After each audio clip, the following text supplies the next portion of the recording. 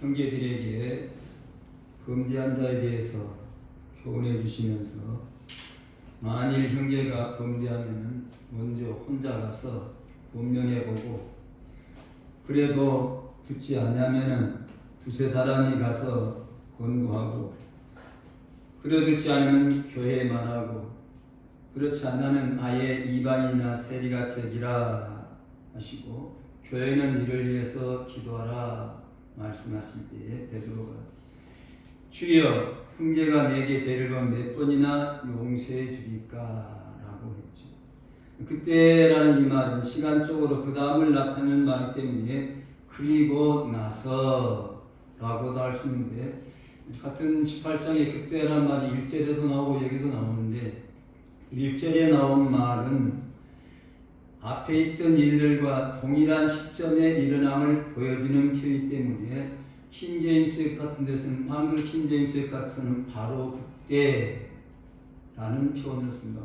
물론 원어는 조금 다른 글자죠. 그런데 여기에서는 어떤 특정 시점을 나타내기보다는 사건이 바꿔지면 그래서 앞으로 다른 주제가 나올 것이다 라는 것을 암시하는 말로 그때에 라고 썼다.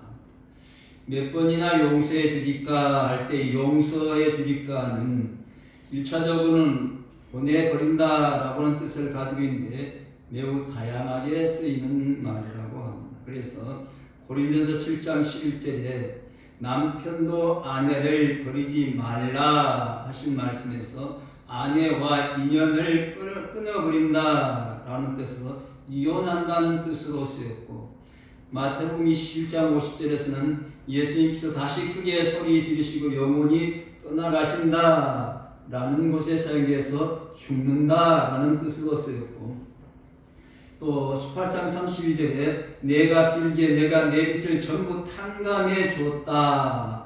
그래서 여기서는 자기 권리를 포기하는 탕감의 뜻으로도 쓰여졌다 하는 것입니다.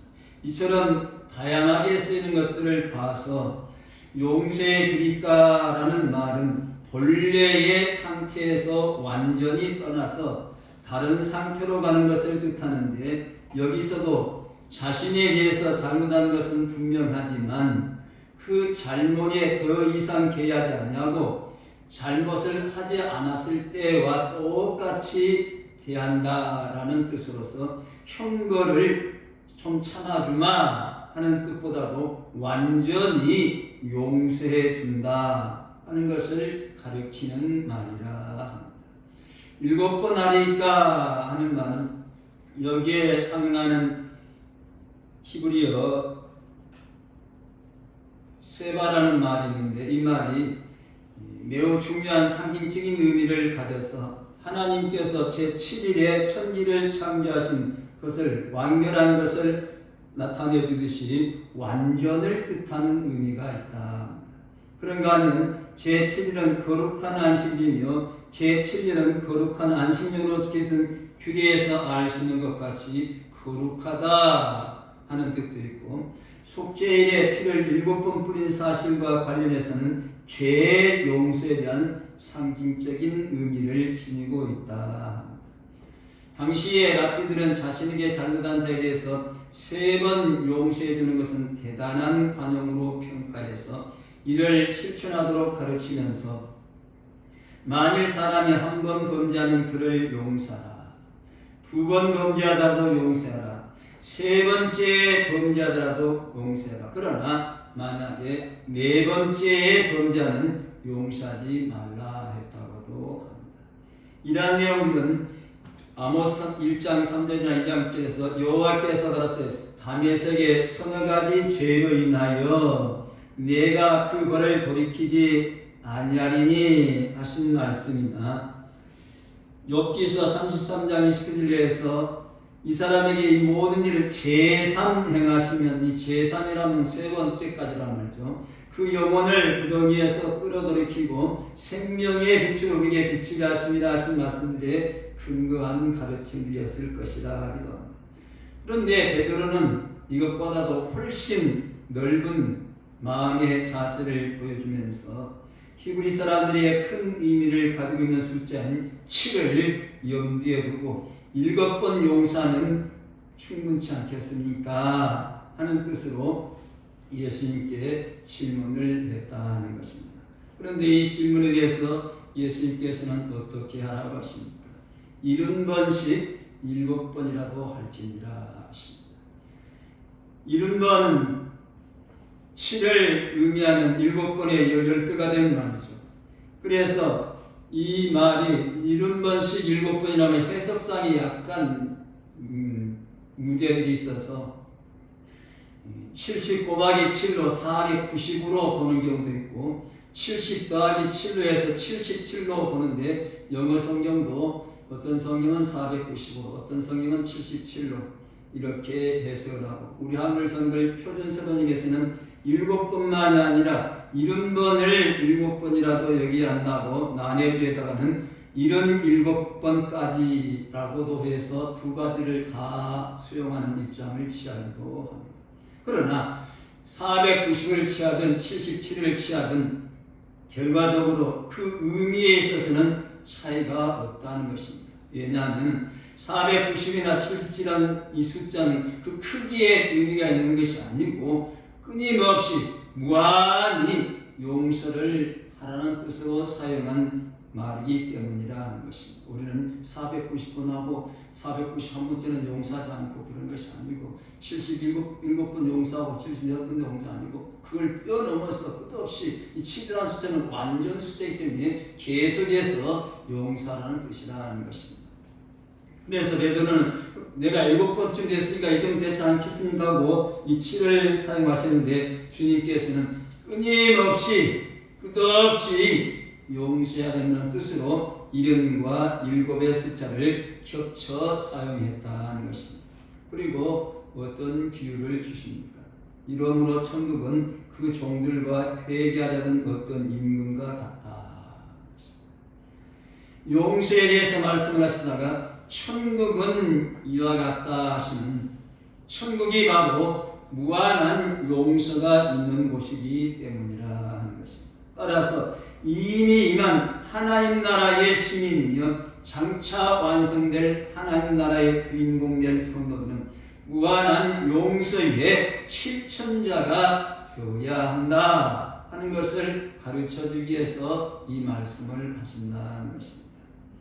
종들과 회개하는 어떤 임금이라 했는데 이 임금은 절대 왕권을 가진 군주고 종은 자신의 주관대로 일을 하는 것이 아니라 주인의 이익을 위해서 움직여야 하는 소속된 예속된 자라는 것입니다. 이 회개라는 말 이것은 계산한다 하는 뜻이 있는 말이라 하기도 합니다.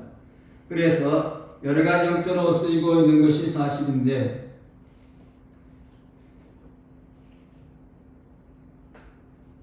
빌립보서 4장 15절에서는 주고받는 내 일의 일 이렇게 우리 이제 성경에 되어있는데 한글 킹제임스 성경에서는 세번역에서는 표준 세번역에서는 주고받는 일, 세마는 일이라는 뜻으로 일이라고 번역이 되었다는 것입니다. 그런가 하면 하려 하는 말은 더불어 거둔다는 문자적인 의미에 있어서 손익을 맞춘다 하는 뜻의 말이고 하던 하는 말은 원하다, 갈망하다 하는 뜻이 있는 말하는 것입니다.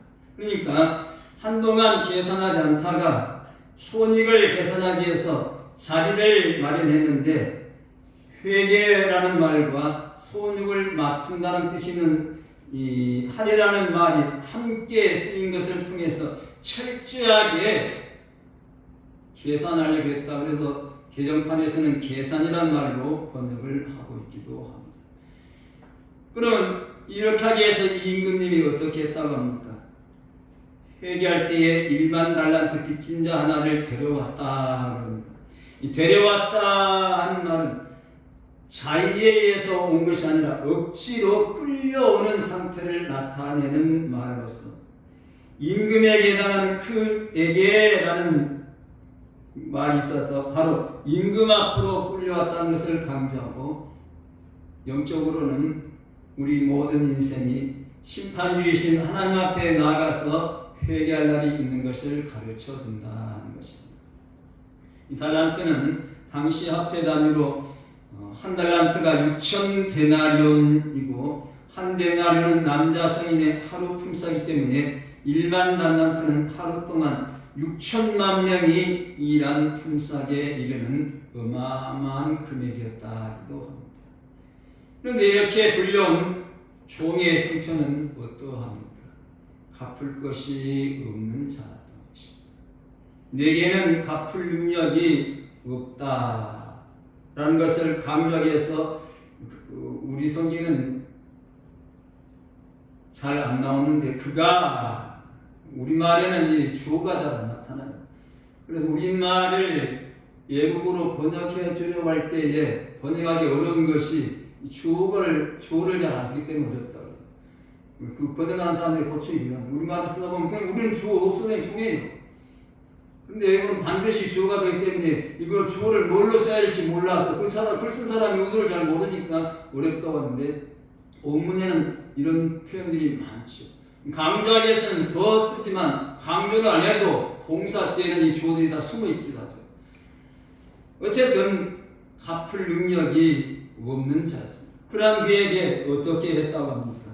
주인이 명하여 그 몸과 처와 자식들과 모든 소유를 다 팔아서 갚으라고 하죠.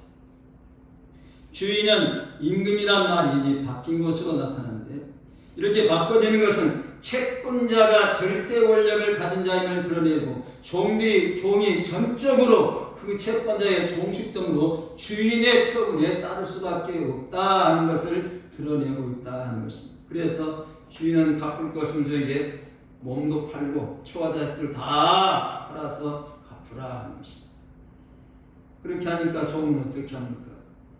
엎드려 절하면서 참아주소서 다 갚겠습니다 하죠.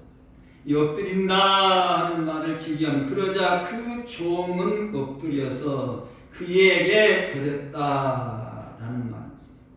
자비를 강구하는 대상이 주인임을 강조하는데 실제로 종에게는 이 빚을 갚을 능력이 전혀 없으므로 오직 주인의 은혜만 자비만 바랄 수밖에 없다.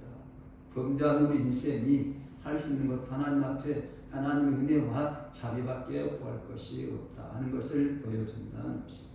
절했다는 말은 지금 현재 상황이 어려우니까 이 위기를 순간 모면하게 해서 거듭 절하며 자비를 호소하는 모습이 나타나고 있다는 것입니다. 그러면서 참으소서 다 갚으리다 하는 말에 다른 사본에는 주여 라는 말이 있다 하기도 합니다. 그래서 급히 주여, 우리도 어떤 급한 데 있으면 선생님 하기도 하시고 사장님 하기도 하시고 어르신 하기도 하듯이 이렇게 하고 있다는 것입니다. 참으소서 하는 것은 단회적인 동작을 요구하는 대로 한 번만 이것만 참아주세요 하는 뜻입니다. 그러자 주인은 이 종의 형편을 알고서 어떻게 합니까? 불쌍히 여기고 놓아보내면서 그 빛을 탕감해 줬다. 불쌍히 여긴다는 말은 책임이 여긴다는 뜻이 있는 말로 내장까지 움직이는 듯한 격렬한 감정이 일어나는 상태에 이 표현을 쓴다 하는 것입니다.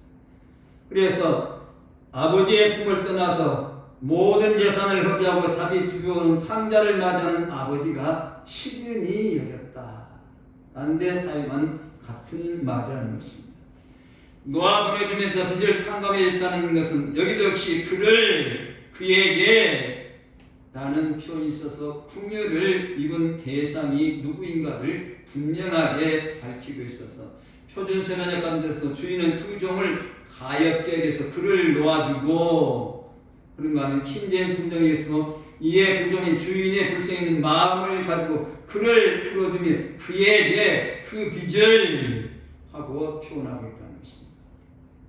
놓아보내며 탕감해 줬더니는 다 지난날의 단회적인 행동을 나타내는 말인데 주인이 두말하지 않고 즉시 석방해주고 풀어주고 그 많은 빚도 완전히 면제해 주었다 하는 것을 보여주는데 십자가의 보혈 공로로 우리가 죄를 단번에 용서받게 된 하나님의 크신 은혜를 상징적으로 나타낸다는 것입니다.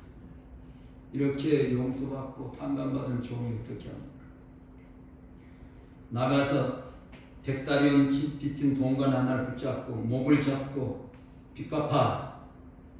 그러니까 빚진 동관이 엎드리면서 참아줘서 갚으리다 했는데 허락지 않냐고 이에 가서 갚도록 어떻게 했다고요? 목에다가 가다고요. 한 데나리온은 성인 남자 한 사람이 하루 품삯이 되니 백다리온은 약 3, 4개월치에 해당해 돈으로 자기가 탕감받은 돈에 비하면 60만 분의 1 정도밖에 안 된다는 것입니다. 그런데도 자기는 그만큼 은혜를 입었음에도 불구하고 적은 빚진 자기 동료 한 사람은 그렇게 하지 않았다는 것입니다. 동관이란 말은 어찌 보면 또 어린 종으로서 관리로 생각할 때 아니고 여기서는 같은 어리다는 동지가 아니고 같다는 동지, 함께 동료된 사람이라는 것입니다.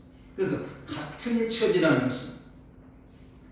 붙든다는 말은 그냥 붙든 것이 아니고 억지한다, 체포한다는 강제적인 용어의 의미가 있고, 목을 잡는다는 말은 숨이 막히게 한다라는 말인데, 그래서 귀신 들린 사람이 얘기를 하면서 그 귀신 들린 돼지들이 바다에 빠져서 몰사했다라는 말로 쓰인 말이 같은 말이라는 것입니다. 그래서 빚을 탕감받은 종은 마치 물에 빠졌을 때 숨이 막힌 것처럼 거의 죽을 정도로 동관의 목을 졸랐을 것을 나타내는 말이라는 것입니다. 갚으라는 말도 단번에 갚으라라는 뜻으로 잠깐의 여유도 주지 않고 모든 빚을 갚으라고 독촉하고 있다는 것입니다. 그런데 그는 어떻게 합니까? 그렇지 않고 결국은 옥에다가 가두고 말이죠. 이런 모습을 지켜본 다른 동료들이 어떻게 했다고 합니까? 그것을 보고 심히 민망하여 주인에게 가서 그 일을 다 했다. 같이 일하는 사람 때문에 아까 일어난 일을 잘 알고 있죠. 주인과 그 종이 어떤 일이 있었고, 근데 그런 사람이 자기에게 비친 사람이 이렇게 하는 걸 보고서 이건 너무한다 하고 주인한테 가서 얘기하는 거죠. 심히 민망했다는 것은 매우 심하게 슬퍼하다, 괴로워하다 라는 뜻이어서 그걸 지켜보는 사람들의 마음도 아팠다는 거죠. 이렇게까지 해야 되는가 하는 것입니다. 고한다는 말은 깨끗하게 밝힌다, 자세하게 보고한다는 뜻으로서 자초지종 자세하게 하나도 빠뜨리지 않고 그대로 얘기했다는 것이죠. 이 말을 들은 주인이 용서해준 종에게 대해서 뭐라고 합니까?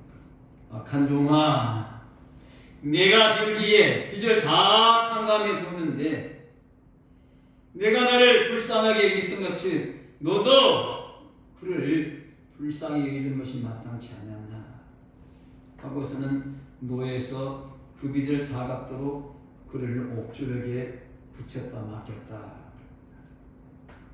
악한 종이라 하는 말은 윤리적으로 비열하고 무가치하고 악독하다는 뜻이는 말이라는 것입니다.